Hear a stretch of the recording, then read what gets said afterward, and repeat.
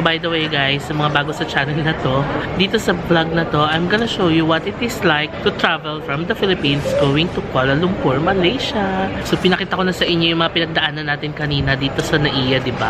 So mamaya, papakita ko naman sa inyo yung mga pagdadaanan natin, paglapag natin ng Malaysia, anong sasakyan natin, anong mga kailangan nating i-present, ano yung mga kailangan nating bilhin bago tayo lumabas ng airport, and kung saan tayo sasakay papunta sa ating hotel. Kung nagpaplano rin kayo guys na pumunta ng Singapore or Thailand, meron na tayong vlog na ginawa no, na katulad nito.